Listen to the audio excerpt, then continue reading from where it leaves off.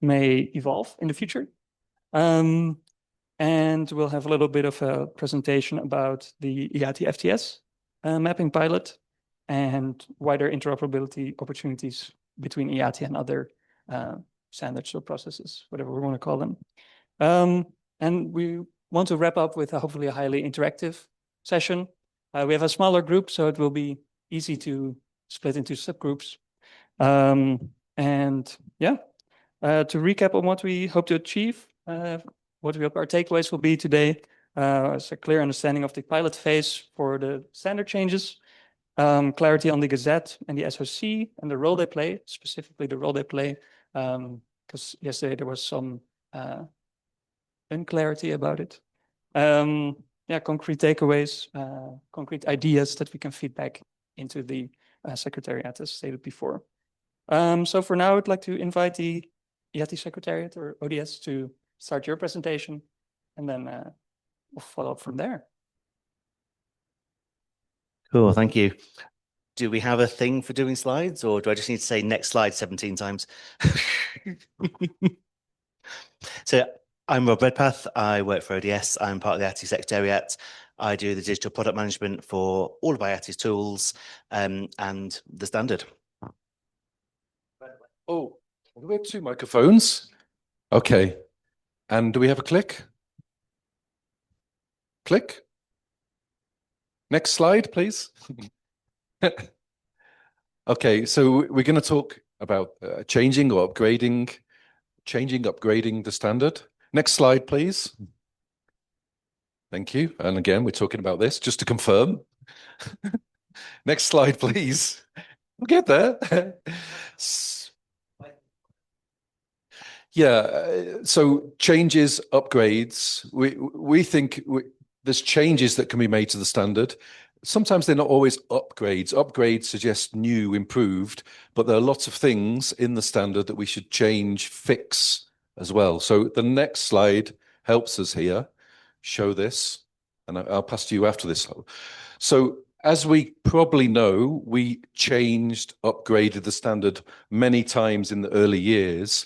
And probably because we were in startup mode, we were trying to prove the concept, we were trying to get new publishers on board. So we went through version 1 to 1.02 through to seven years ago now, the last version 2.03. And then we had this gap to today where we haven't done anything around changing, upgrading the standard. We've all used the standard, but we haven't done much to change for many reasons, including a pandemic. Next slide. I'll pass to you then. And so this is completely made up graph, like there are no figures behind this, but just to visualize why this has become a problem now, like every time we did a new release in the past, we dealt with things that people had identified, we dealt with technical debt in the standard, we dealt with governance issues, and I hear that the way the standard was governed evolved quite a bit. But then, as well as it being a long time ago, people are still telling us about stuff that they prefer, that's wrong with the standard or they want to change. There's broken links in the SOPs to websites that don't exist anymore. There's all kinds of stuff that means actually it's really hard to change the standard now. Next slide, please. So what's the story here? We got together. So the Members Assembly in Bogota, ODS had done some research as part of the Secretariat to articulate what we've just run through. And the Members Assembly in Bogota commissioned a standard stewardship working group, short-term groups look into how should we look after the standard. The existing process clearly doesn't work. No one uses it. It just isn't a thing. So what should we do? And we had 3 meetings towards the end of 2023. 4. That wasn't that long ago, that's fine. 2024. And we talked about some of the technical issues, but we kind of went back to almost first principles and asked, well, what are the things, do we have a shared agreement about what should underlie the standard, why the standard exists, what kind of properties it should have? Next slide, please. We identified 7 principles, some principles, and this is the one that underlies all of it. And reintegrating this expectation of change that the standard can continue to evolve. So it's been 7 years. People have got used to the standard not changing. If you integrate the standard in, you may well say, well, it's not changed in 7 years. I don't need to set up a review process. I don't need to it. It's always going to be the same. If you'd built your system in 2012, you'd have said, well, there's going to be updates all the time. I need to be ready for that. So there's a degree of stagnation. And this is probably the most fundamental thing you'll see about the standard of it is a standard. People use it to do things in the same way, but it's a living standard, a dynamic standard, a changing standard. And that has implications for how it's used. It means it's not set and forget. Next slide, please. And so these are the principles we got to of the things that we can use as kind of the first pass, the first test of a potential change to the standard. Does it make the standard more simple and easy to use? There are many ways to model particular data points, particular concepts. We'll always favor the most simple one. If a change proposes to remove something from the standard that's complicated, even if it's disruptive, perhaps we should support that because it makes it simpler. Conceptual alignment is important for making sure that when we refer to the same thing in different places, we do so in the same way. So for a very simple, a trivial example is when you talk about dates and times, we always refer to them in the same way, and that's good. There are more fundamental conceptual things. When we talk about money, for example, that we are currently quite coherent with how we talk about money. I could imagine a future where someone makes a proposal that more suits how they work, but it might be out of step with the rest of the standard. We'd want to change that. Modularity. We know that the IATI standard can be used for so many different types of organizations, domains, ways of working, business models. You can use IATI to encode anything from a single physical activity on the ground to multi-billion-dollar disbursements, and by multilaterals, by NGOs, we know all this. Being able to say that those things are not, they have some stuff in common, they both fit into IATI, but they have things that are unique to them is important. And that leads on to precision. We know that people have a different interpretation of what an activity is. That's kind of okay. That's kind of a feature rather than a bug, but it does mean that it's really hard to make comparable data. We're not saying that any one interpretation is right or wrong, but to be precise, we should also be articulating what it is that you mean when you use a particular part. And all of that ties into integrity and coherence. Go too far down all the things we've just talked about, and you've got a dozen data standards, not just one. So they do have to hang together. Everyone has to make some kind of sacrifice, work in some way that maybe isn't the most intuitive to them to make sure that the whole of IATI makes sense. Next slide, please. Thanks. I just wanted to add as well, I remember in Tanzania in 2019, and we had Standards Day where we got together in a room and we made 120 changes to the standard in one afternoon. We agreed them. And when I think about that, we didn't have those principles in place. We were just like, oh, that's a good idea. That's a good idea. That's a good idea. And we were just rushing to change. So it was really important that the standard stewardship group said, okay, well, when we think about changes going forward, because the standard is in use and useful, we need to have guardrails, principles that help us think about that. So that's why that was really, really important. And then alongside the principles is the process. And I'll pass back to you. So technically, right now, there is reference in the SOPs to the various responsibilities of the members and the governing board and so on. In practice, the process is impossible to use. So hence why no one's used it. So this is, and we should be clear that the principles came out of the MA working group. They've not been approved. This is a pilot. This is something that we hope to take forward. And if the SOP working group convenes and selects this, then this should happen. But this is our vision. Next slide, please. So this is when we looked at where proposals or potential changes might come from, I identified, I don't really expect you to read those, just a whole bunch of places, and they're going to look very different. It could be a very concrete thing. OJ has written up a very concrete, this thing should be different in this very specific way. And there's a place for that top one. I can't reach up there. It could be that we observe something and go, there could be something there. External research, because your work has identified things and we note it, but if you were to look from the outside, you couldn't see that we've noted it. We don't link to your report from the website. There's nothing there that says that there's some challenging stuff here. So as a secretariat, we maintain, or we will maintain, a public list of things that have come up, stuff that points to where potential change could be. Next slide, please. And this is the current prototype version of that. It's a website, it's public, anyone can see it. These are summarized. Behind each of these, there could be no more detail, but also there could be pages and pages of materials and research and so on.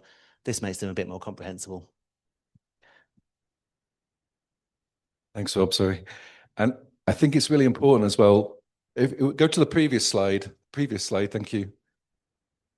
That as your secretariat, as your secretaries, we are charged to get these proposals, these issues gathered on your behalf. Because again, thinking back to the previous times, it was a bit of a free-for-all. Everybody was pushing in their own.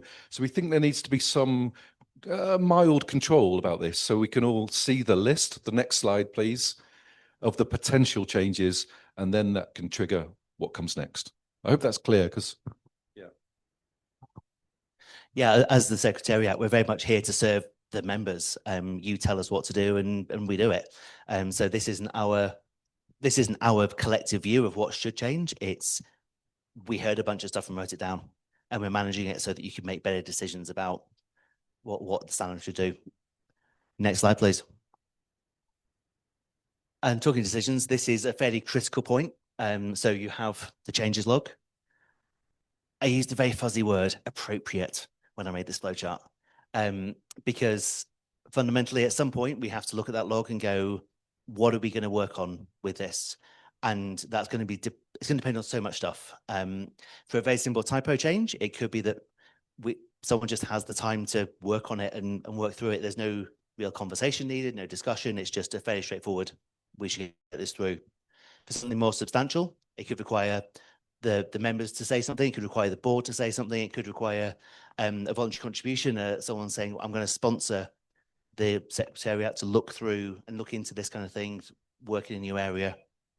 At any given time, maybe it's not, and it just stays there, and that list could grow and grow if we let it. But also, if we do start on it, again, as your secretaries, we do a bunch of research, we look into it, we figure out we do a first pass of what the impact might be on published data, existing publishers. We'll come onto the Standard Oversight Committee in a minute or two, and they provide a very broad perspective on how the potential change might affect all kinds of actors within the IATI ecosystem. And then we can do consultations. You might hear us on Connect or in the newsletter saying, this is something that's on the table now. What do you reckon? And then we propose a path forward from that. Next slide, please. So proposals, by the time something becomes a proposal, and you'll hear the word proposal quite a bit in the next couple of slides, we mean something that is very specific. By the time it's a proposal, you know exactly which lines of the IATI standard are proposed to be changed and from what and to what. If you're not familiar with GitHub, that's what that top one is. We're going to take out this line and we're going to replace it with that line. They're evidenced. We shouldn't be making changes to the standard without some kind of evidence, and a full audit log almost of this is where this has come from, this is what we found in the process of investigating, and so on. And always with some assessment of impact. Impact here obviously looks a bit different from impact in IATI's world, but this is mostly about if we make this change, will some data become invalid?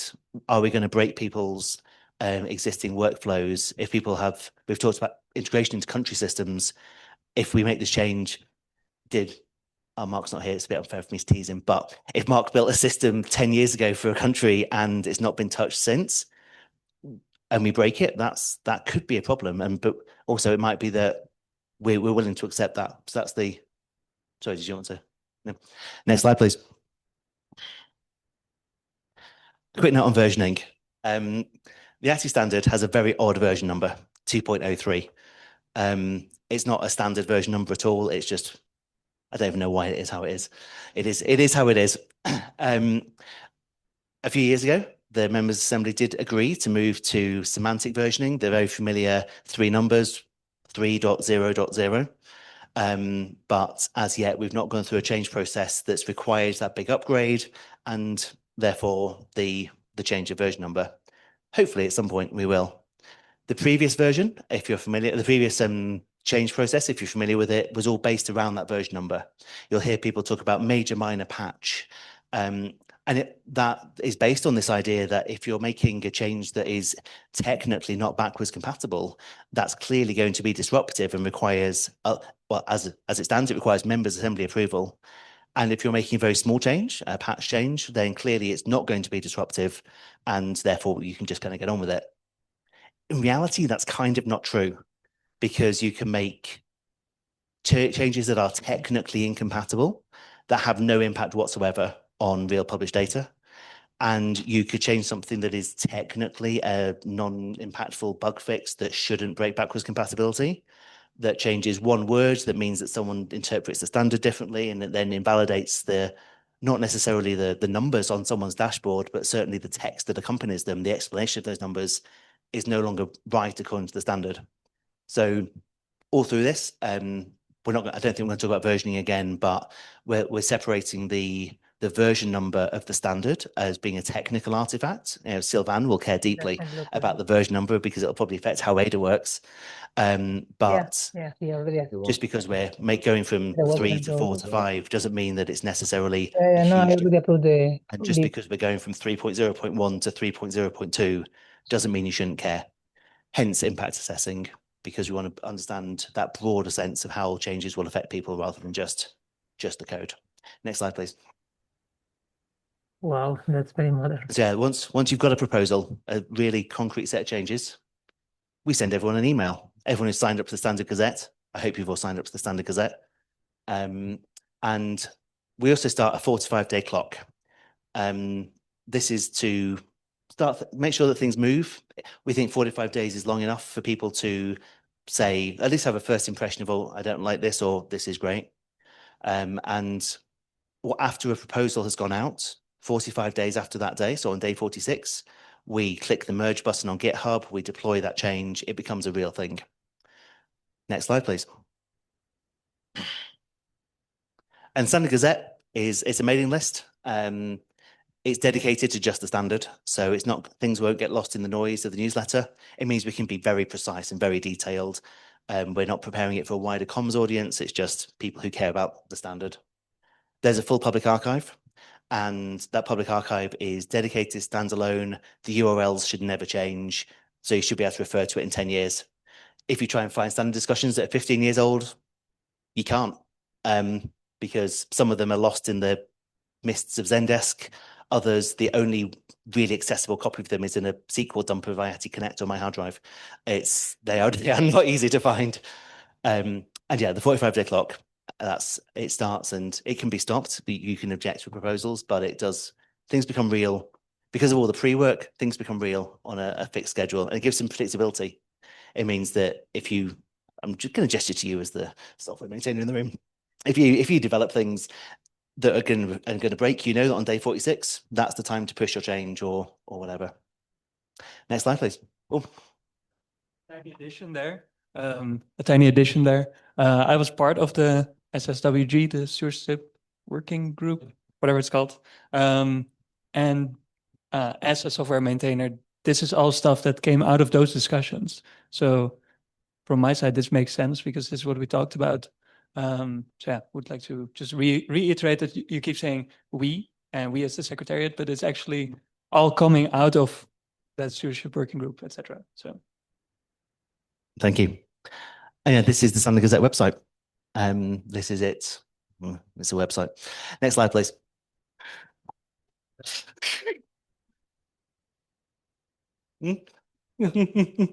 Are you seen the budget?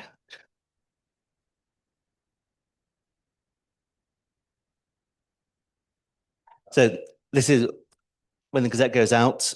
I talked about the 45-day clock, and it's not that it just goes out and then we wait idly for someone to object. A whole bunch of stuff gets kicked off behind the scenes. If we identify any other consultation that we've missed, we carry on with that.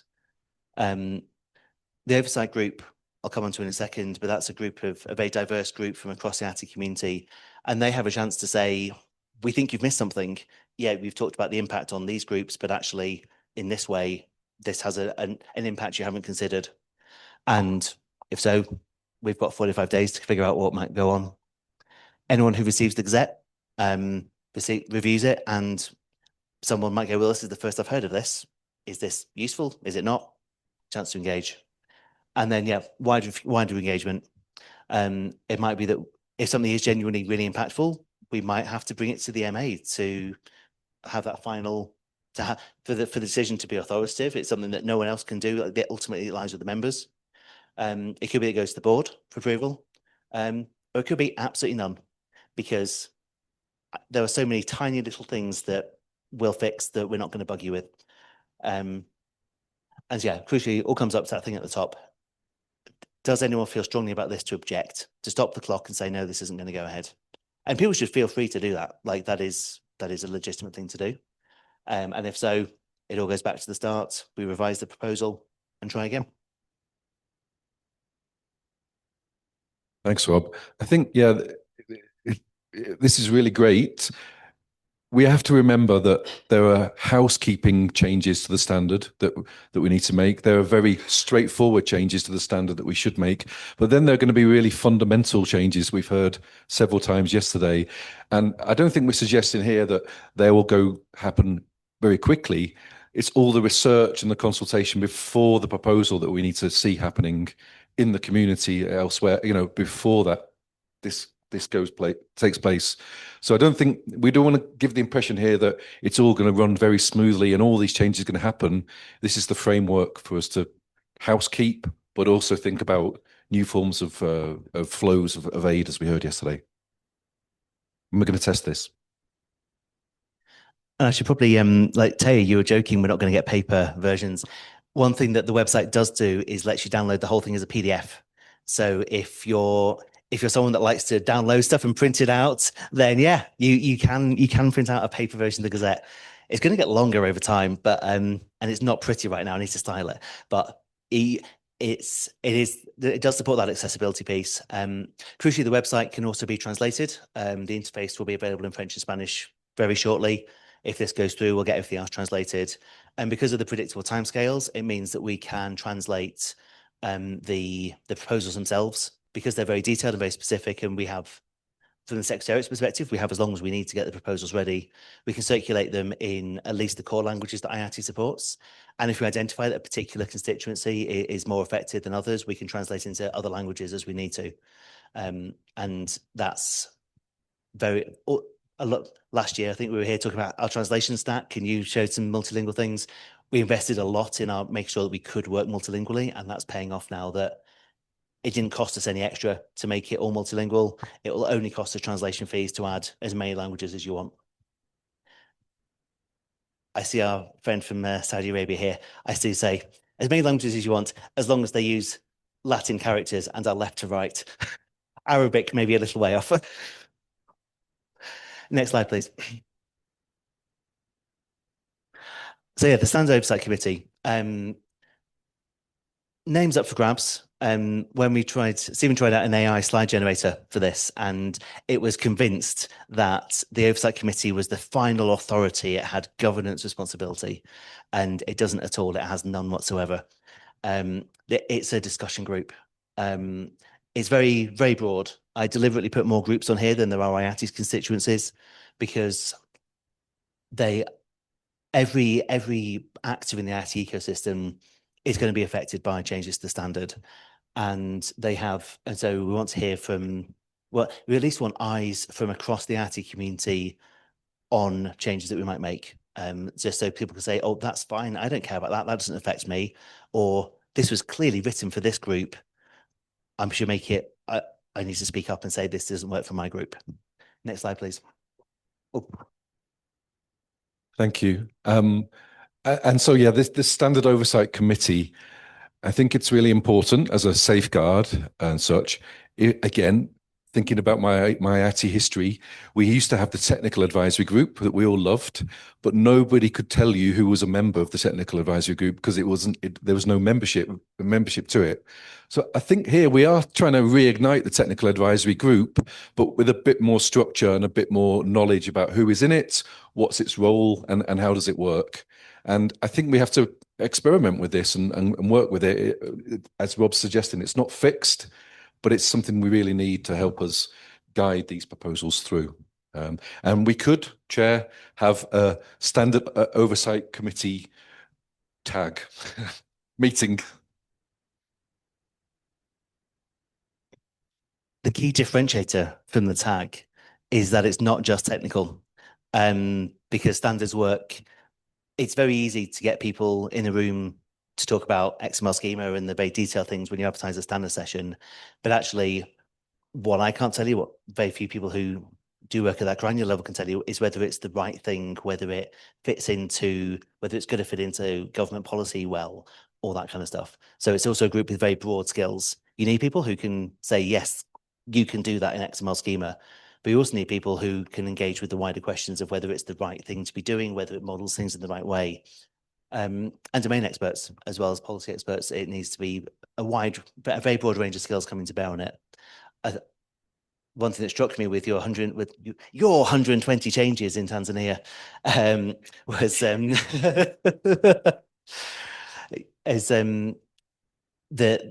that was at a tag meeting. People were there because they cared predominantly about the technology rather than predominantly about the standard, and not necessarily like the IATI as a whole. Next slide, please.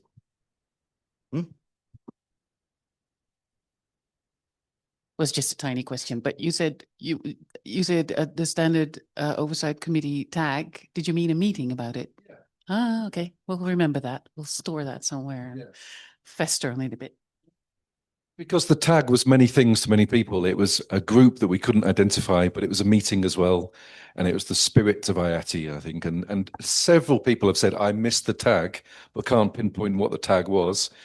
And I do think we need to bring people together more regularly and talk about the standard and what it is and what it could be, alongside talking about the governance and other things that we do. But so, yeah, let's investigate how we can make that happen. But I think Rob's point is really clear. It's not just the technical. Let's move on from technical and non-technical. It's everybody's there to care. For us that haven't been as involved, could you mention some examples of the changes you made in recent years, like both minor and bigger changes, to make it very concrete? Thanks. Well, crucially, we haven't. That's kind of the point. So, yeah. Yeah, in version 1 of the standard, we added lots of fields and lots of codes because the community were expressing they needed to express more with the standard. Version 2 was a breaking change. We added multilingual aspects. The Canadian government were really clear that we had to change the standard, so you weren't reliant on English words. You could use codes, and they could have different words for different languages, for example. And the other major change in version 2 was to enforce ordering of the data, so strict ordering of the data fields rather than any order. And then from version 2.01 to 2.03, it was the same of adding fields. Very little has been removed from the standard. So a good example is the field called FSS, forward spending survey. That was added in version 1, and we checked last week. nobody is using that, and I think it's not in CRA. Yeah. So a proposal could or should be, we've got evidence that nobody is using this field. Can we start to deprecate, remove that in the standard? And I think, we can use that process quite clearly to do that. But we would need, again, evidence and support from, we should remove the FSS, for example. Yes, okay. Winnie, thank you.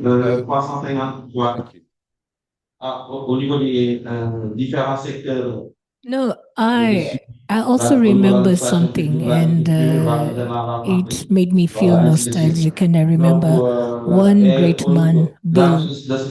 Bill was one man who would listen to people, and especially non-techies like me. And is something that he really was a big game changer in IATI is being able to download the files in Excel formats. That was a big changer. Yeah, that is something that will always remain, especially for us. Yes. And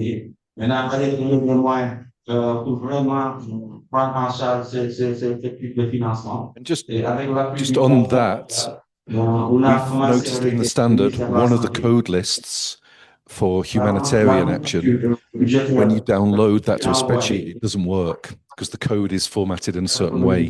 So we could see a proposal, it's in the issue log, a proposal is to change this code list for humanitarian so that it would work in a spreadsheet correctly. So again, it's more about the evidence and the proposal around these types of things that we've got a big log of them as well, don't forget, so we need to work through. We're on to questions now, and we've got OJ wanted to share a proposal, and we've got 20 minutes or so. We've not got much more here, have we? Okay, we'll pause at SOP. Should we take questions then, and then we'll work towards lunch? And OJ, you wanted to talk about the proposal that you have, and then how you see the process. But should we have the questions we've got up? Maybe we take the questions and then we hear from OJ. Thank you at first, because I think this is a really big change, and I think it makes IATI also more adaptive, and I think that was one of the core recommendations as well in the evaluation. But I was wondering, what is your ideal amount of changes, per year, per 2 years, per month? I don't know, I cannot really see what the amount of changes you would have ideally. I'm not sure if you have an answer, but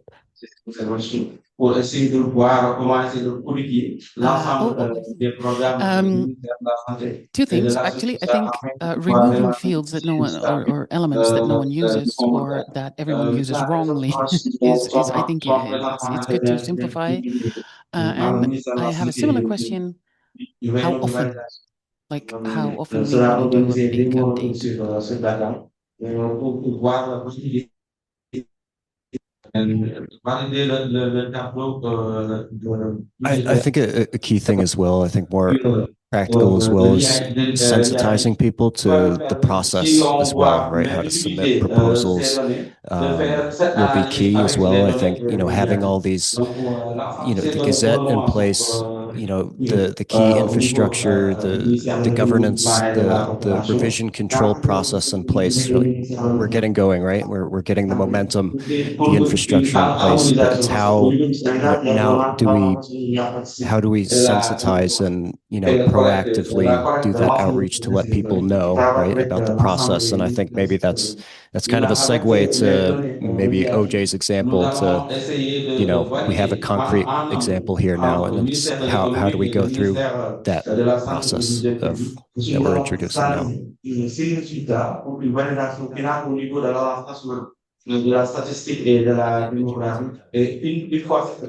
Okay. Firstly, this is brilliant. Thank you for thinking all this through and implementing this. This is exactly what we need. You guys know we run the DFI Transparency Index, where we look at many of the organizations, like who's in the room right now. So Norfund and Impact Fund Denmark and ISDB and ICD, all those guys. And you know that the DFI Index isn't super IATI focused. because there's things we want in the standard that we think. So my question is, and if you come to our office and you sit with our DFI team, you can get like 3 hours on, just message them and they're super excited about this. But how are you going to handle that? Like, just explain to me how that's going to unfold as a process. We've got a team of experts who work on transparency issues related to private finance. Everyone knows IATI needs to be maybe a little bit more private finance accommodating. You're going to get bombarded. How do you see that playing out? I'm just keen to know how that's going to play out. One thing I want to say is we have some requests to the IATI community. So first of all, I think I think these slides will be shared just so as then well, to so you, Ross. I display think that as well. So how many, how first of often, all, how much. I think the answer is, first of all, probably quite slowly and not so much to begin with. Seem, who your colleague, has always said we need to restart the engine and have a better engine to get going with these. So I do appreciate the underlying aspect of your comment is suddenly we could have lots of ideas. But I think if we look back to the process, we've got to remember that there's the idea, but the gap between the idea and the proposal could be quite long and involve lots of experts. We're not suggesting here that we half hear an idea and we make the proposal. We've got to have input from others and direction from the board on the strategic changes, whereby the housekeeping changes, we need to do those as well. So there's not a full answer to you right now, but data quality and feedback and all these kinds of things. We're really keen to provide you with a lot of this information, and we're providing you with a lot of is your sense that it's better to just get everything out on the table and then it's all of that process to think about and prioritize and evidence and make proposals? Because that feels to me like that might be more useful, just because then you can actually prioritize from an ecosystem of ideas and changes. You're under no pressure to adopt them all, right? We are, as a community, under no pressure to adopt them all and put them through. It feels like that would be really important to just get all that stuff on the table. A big improvement in data quality. I know that's a lot of work. And it's also a big opportunity to develop methodological. There is already a lot of stuff on the table from previous work over the years. So that's already online for us to have a look at. Things that are less concrete, DFI, climate, etc., that needs to come onto the table and speaking metaphorically. Yeah. Ross, and then we want to hear from OJ. Could be useful in your context, and so let us know what you think about what we presented so far. Thanks very much. Thanks. It's almost like a clarification on the point there about what types of change. So I've got 2 lined up already. So and it's not quite a question, but in related activity, it focuses on 2 key things: structure. So trans or are you working with third parties? So that's the 5 code list elements fall into that broad category. But within FCDO, we're not seeing 2 trends. One is that activities stop and then the next activity comes on, which builds upon the previous activity, but there's no way to link those things in the standard.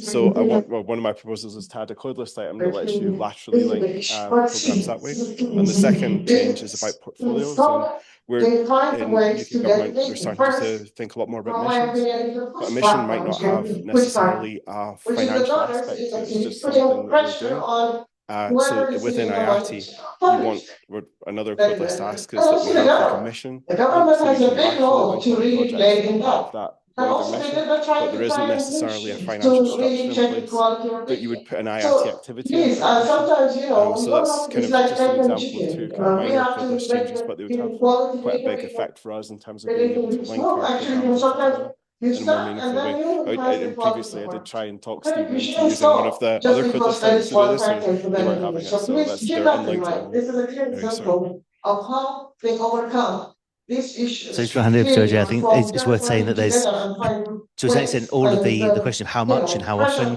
will depend on how much appetite there is for it and the impact of them. The housekeeping changes, we're probably just going to get on and do quite a few because it fixes stuff. Anything that requires discussion and a bit more contemplation, contemplation on things and reflection on things is going to take a bit longer. We're going to have fewer of them, but also that shouldn't let us stop. We shouldn't let that stop us taking on those really substantial issues, those whole new domains that IATI is just quite poor at. Slight side note, sorry. It's actually currently not clear exactly what is included in the standard, because there's guidance, there's schema, there's documentation, there's extra documentation. I cannot give you a complete authoritative list of this is in and this is out. So a change that you will see hopefully in the Gazette in the not too distant future, if I get around to writing it, is to clarify that, to be like, these things are in and these things are out, because I feel like that would be a really useful foundational thing for us. Thank you. Well, honoring the historical perspective and the moment we are standing in, I should probably start saying hi. My name is Ole Jager, or OJ. I am an anonymous tag member. But I really remember the fatigue after Dar es Salaam 2017, and that's very uplifting to see this presentation and read the document and the proposal for the new routine, because we will be able to work agile, we will be able to fix things, and it will, you present it as an improvement of the organization, and it certainly is, but I also see it as a much needed front end to GitHub, because that has really been a split in the tech environment between the hardcore techies and people like me, who has another background but has worked with technical issues for 10 or 20 years, but not really ever been comfortable working in GitHub. So it actually, I think it's brilliant, this proposal. And when I noticed it, and it's, what is it, 10 days ago or so, I of course rushed in to make a suggestion. And this is just to prove how simple issues can be, because this is just the addition of a type code to a non-core code list. So it's really, in any definition of complexity, this is as simple as it gets. And still, it will we will harvest benefits, adding an external identifier, you could call it, because when we talk about interoperability, sometimes we are talking about things that are easily understandable, even for people who have just know the basics about databases, that you need to have a foreign key to associate data from one table to another. And this is actually just a foreign key added to IATI data to identify the match in the FTS format. And in many aspects of interoperability, that's actually all it takes, because then you can start reconciliation. You can see if there's a difference, because today, obviously, everybody is publishing differently and independently. So in all organizations, the IATI data and the FTS data will have very different origin within the organization, but having that key added, we could reconcile, we could see if there's a difference. Are there any problems we should address to arrive at the same figure? And that would be a very basic sort of interoperability, and it should actually be among the lowest hanging fruit. And all it would take, technically speaking, is to add a type code to a non-core code list. So I was happy to make that proposal and see how we go from here in this new machinery. Thank you, OJ. So we have one proposal out at the moment, which is some spelling mistakes in the standard, just to get the machine going. And OJ has kindly written a new proposal to add a new code to a non-core code list, which I think we'll get out once we've had a rest after this meeting, so next week or the week after. But I think this is the answer to the questions of how often, how much. It's thinking about the impact and then using the process to understand if we can do this. So thank you, OJ, for you wrote the proposal in an hour, I think, when I emailed you, and it was like, whoa, okay. Yeah, exactly. Yeah. And I think it is a little bit scary that we're going to now start changing this thing that hasn't changed for so long. But we've got to, as Seem says, start the engine and get back on the bike and do those things. So, Rob, did you want to finish off the slides and then back to Sylvain and then lunch? And any ideas to change the standard over lunch? Then wait 45 days, and if no, so there's actually, so as we've been saying, this is really exciting. There is a chance here that we can actually change the standard. The proposal that's out at the moment in the Gazette to fix some typos, including one that I found 2.5 years ago, and we might eventually finally fix. That's out. But the only reason that could go through is because Seem, the technical stage on the board, has pre-approved it. According to the SOPs, it's currently a board decision. So that's, and we figured seems, yeah, Seems the board. So Seems they was going to say yes. And so we checked it with him beforehand. And so we're in this odd limbo state right now where we have this whole new process, but it's not official. It's not what we do.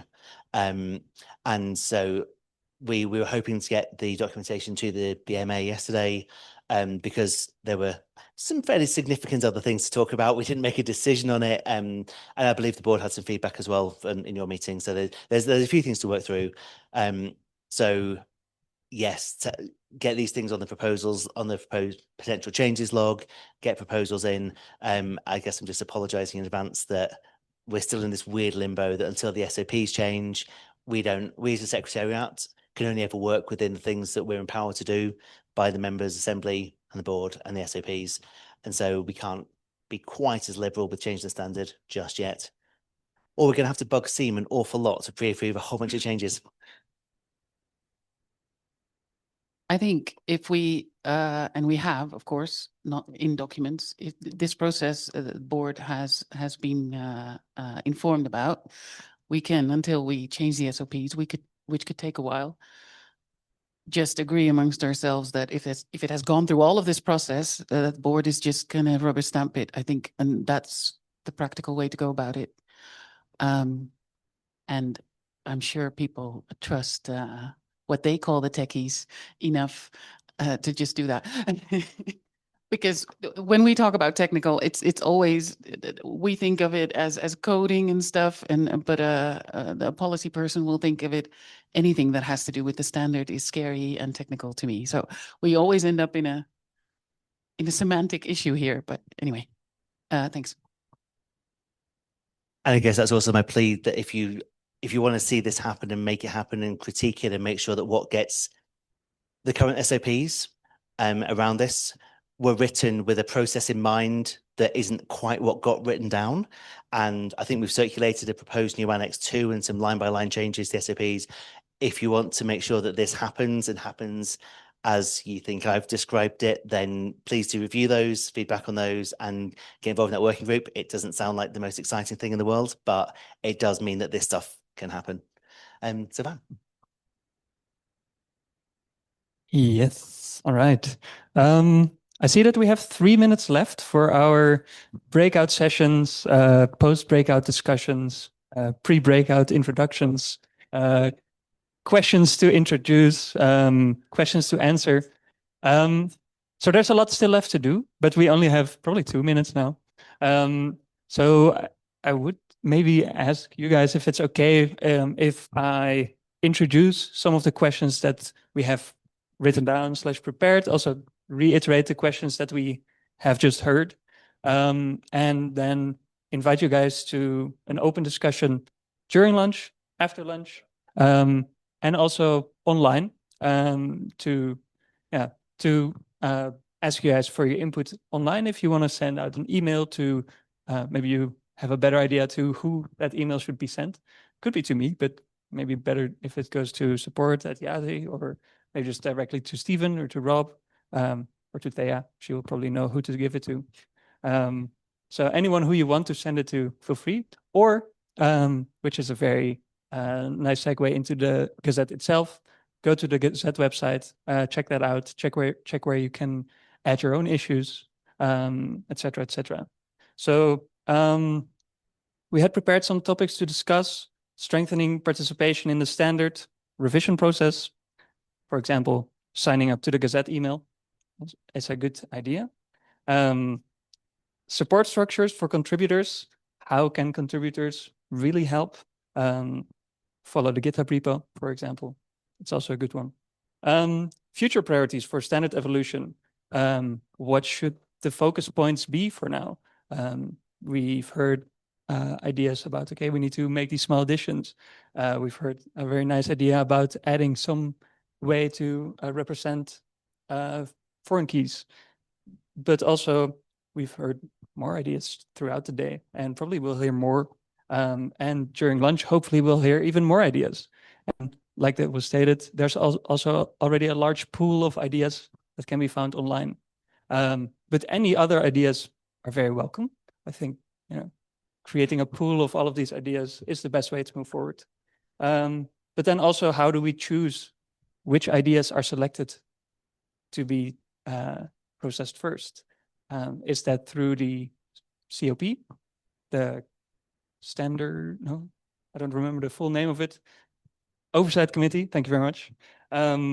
Or is that through just the Secretariat, or is that through SIM, who is hopefully listening online? And then finally, balancing agility and stability.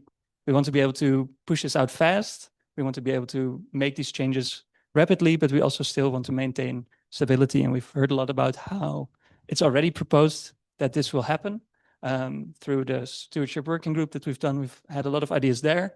But if you have any additions there, feel free to reach out. I think that's a really good one. So yeah, just to recap on the questions that we had previously, if you want to think about them and think of answers to them and then share them with us in any form. Those are, for example, what is the ideal amount of changes? Should we have a bunch of changes? Should we have, weekly, daily updates? Or should we have bi-monthly updates, for example? Should the Gazette, instead of having these proposals with 45 days, should we set, okay, every 2 months there's a go live for these proposals, for example, like a set release schedule? And also, what happens if there's no proposals for that release that time? Do you still go forward with it, or probably not, because it doesn't make sense? Then removing fields. Yeah. How often do we remove fields? How often do we add fields? How many fields do we remove? What are they based on? If you have suggestions for removals, like FSS, CRS add, I don't think is very much used at the moment.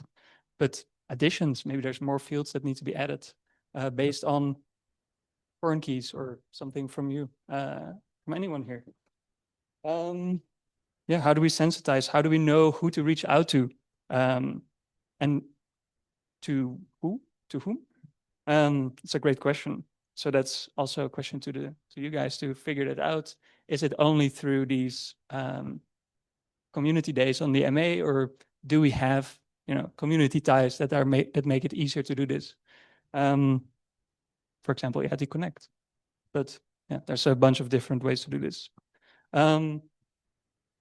We heard ideas about related activity upgrades. So think about those. Do you have any suggestions there? Yeah, making a clear authoritative statement on what is in the standard at the moment. It's a great idea, but are there any ideas about this? You can make a statement, you can prepare a statement. Maybe there's feedback on the statement. So make sure that you're heard. Yeah, support for the Gazette as a front to GitHub. I think that's a really interesting one, because me as a tech person always thought, we just have a GitHub, it's nice, it's easy. But then didn't think about the other people who may not think that it's very easy and very simple to understand and simple to work with. So I think this front end, hearing support for it is already a really good first step. And now let's see how much it's going to be used in practice. I've already said a lot. There's some more questions in the session sheet that you can find online. So I'm not going to repeat those, but do check them and make sure that you, if you have answers to those questions or ideas, that you reach out. Any final thoughts? Just a final thought, I think. A thing we've all struggled with over the years is how do we talk to each other when we're distributed across the globe? So when I think back again to the previous times, what we did was we said, okay, we're going to change the standard, get all the ideas in, and the form followed the function, or the function followed the form. We have an internal joke in the Secretariat. When we post something onto Connect, how many likes do we get? And the record is 4. So we're not really good collectively at talking with each other. When I think back to the previous versions of the standard, somebody would post something, I want to change it to blue, and then the discussion would go, oh, red, yellow, orange, bananas. It would be really all over. So we need to think about how we communicate, because that's the key and part underneath all this. We think we have a process that could work and help us, but how we talk to each other, when, where, is that's why we meet, but we can't meet all the time. So yeah, so it's not just about this, it's about many things around the initiative, how do we talk? We need final word, and then we should go for lunch. And the Kenyan menu is very rich, and I know you love it. But just thinking about the communication part, and let me just take you back a little bit. We recently had a meeting with the Kenyan government, and they were saying they are setting up their own system.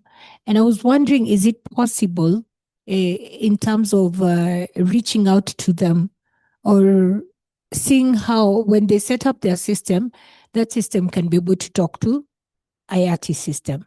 And I've seen like the FTS and putting a key, adding a key. Is it possible to have that conversation with the Kenyan government to bring more value? Not only like you're selling a new system to them, but you can tell them, hey, I know you have your own system, but we can do this and it can speak to this. I guess then it would add value for them to join or for them to see the value of IATI data, just having that code or something that goes in. Then on